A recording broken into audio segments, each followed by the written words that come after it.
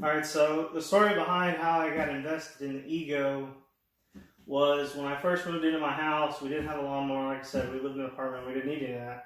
So I went to a hardware store, I'm not going to give names, just say that the farm equipment is in the title of the name of the store. And I told the guys, like, hey, I don't know anything about lawn stuff. I know I needed like a lawnmower and a weed eater. I know I need to leave with at least that, because at the time the grass was probably 7 inches high and there were weeds everywhere. And I was like, hey, I just need something. So I originally got the Cub Cadet lawnmower, and the guy was like, well, as far as the weed eater goes, I wanted to get a Cub Cadet one. He kind of talked me out of it. And he was kind of like, look, man, like, it sounds like you live in a similar kind of subdivision like I do. Like, you don't really have a big yard, I bet, so you don't really need like an oil gas one unless you really want it. Plus, it's really loud, blah, blah, blah, blah, blah. So, but anyway, so basically he was like, I did a bunch of research on my own, and the weed eater I went with was the Ego one.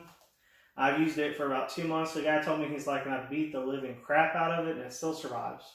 So I was like, all right, cool.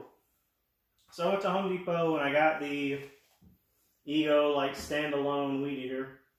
Used it, got the battery. That was my first battery. When I was there, the leaf blower was on sale, so I picked that up too. And now I ended up with 2 batteries and 2 chargers. They make different size batteries. I think the batteries I have are the mid-size batteries. It's like the 4 amp hour ones. Or anyway, I have to go off on an electricity change it.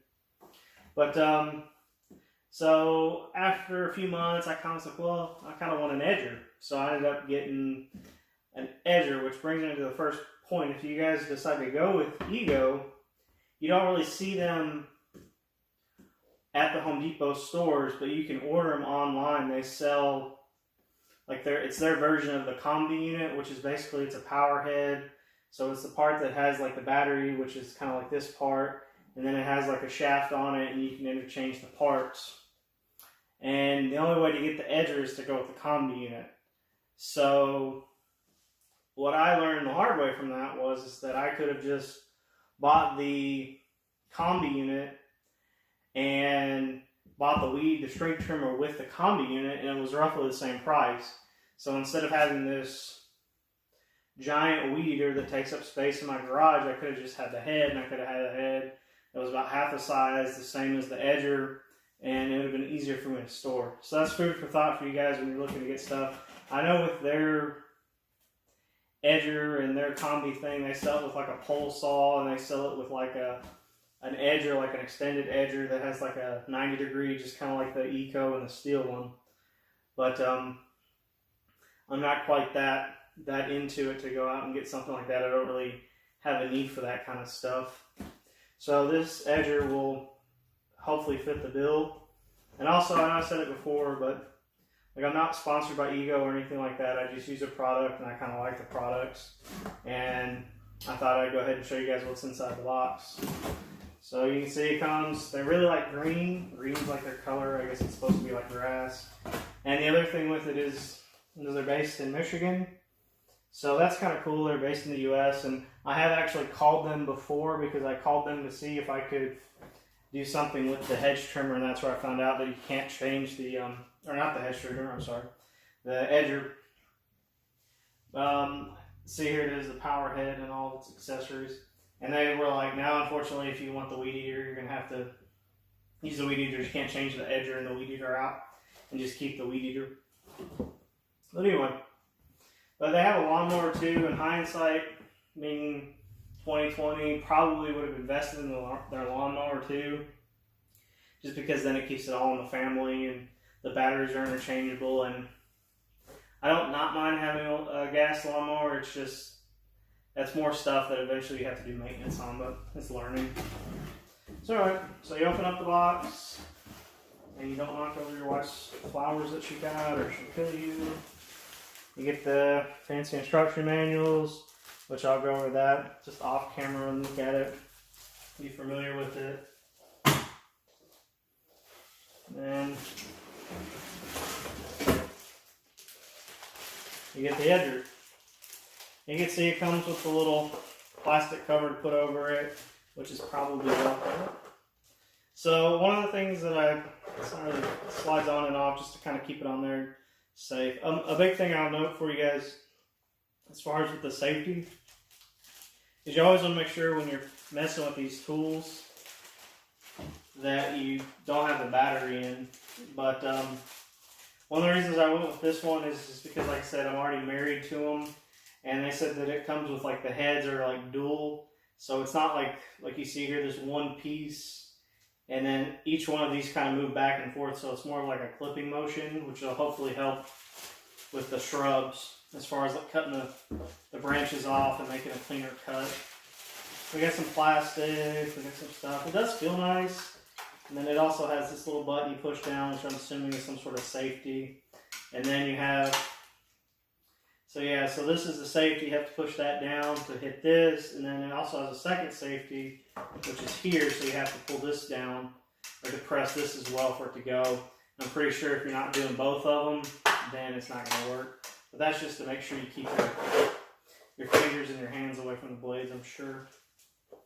So anyway, I'm going to read the instructions on this and then go outside and we'll start killing some, well, not kill hopefully, but we'll start trimming down some shrubs and see how it does. Alright, so before I get started, a couple things, just house rules. First is make sure you're wearing your PPE, as far as I always wear glasses because I wear glasses. And then gloves, because it's going to be, some of these bushes I'm going to be cutting have thorns in them. So probably the same for you guys and girls. Next, you'll probably wonder why there's a bed sheet down. I got this from a guy named Dan who has his own vlog, and he was saying if you put because he does it like professionally, it's like a side hustle. He says the good thing about putting the bed sheet down is when you get done with all the trimmings, you can just slide it away and you're not having to worry about dealing with it being in the mulch and stuff like that. So I went to Walmart and got the cheapest piece of crap bed sheet I could get. Make sure that you get one that says flat, not fitted, because fitted is like the one that has the rolled corners that you put over the mattress. The flat is just kind of more like a blanket. So also,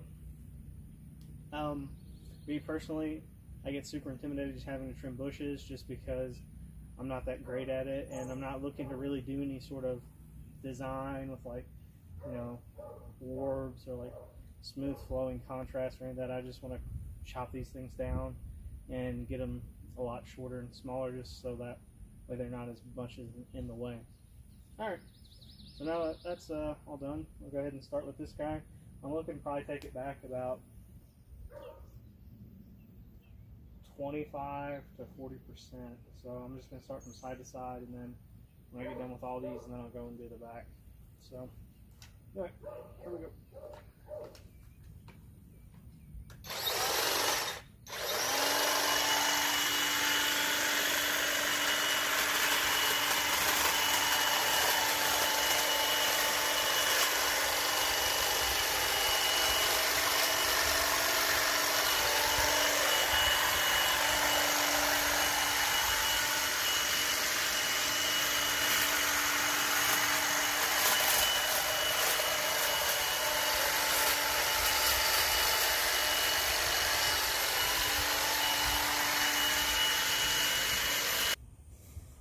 Alright, just to show you guys, this is the end. The bushes there really thinned out, but it should grow back in a few weeks, hopefully, if they don't die. But the big thing is that they were pushing up against the house, especially over here. I was able to get it pushed back. This was a big mess. Big mess. Hopefully these don't die. But I did find something to point out too. Not really sure what kind of weed it is, but these two are entangled in this weed. You can see it in the back there. It's real nasty. It's got real sharp thorns in it, and it's got real sharp barbed leaves, and as soon as I put it in the barrel and put the blanket underneath of it, it was just clinging. So imagine if you get that stuck on you, it's not. Okay, so that kind of wraps everything up. I hope you guys liked the video. If you liked the video, be sure to hit that like button and subscribe. Thanks for watching. Hopefully I'll have some updates on the house and the yard here in the next few weeks, and we can start transitioning back to just being about the yard and less about flower beds and home stuff. Again, I hope you liked the video. Thanks for watching. Have a good rest of your week.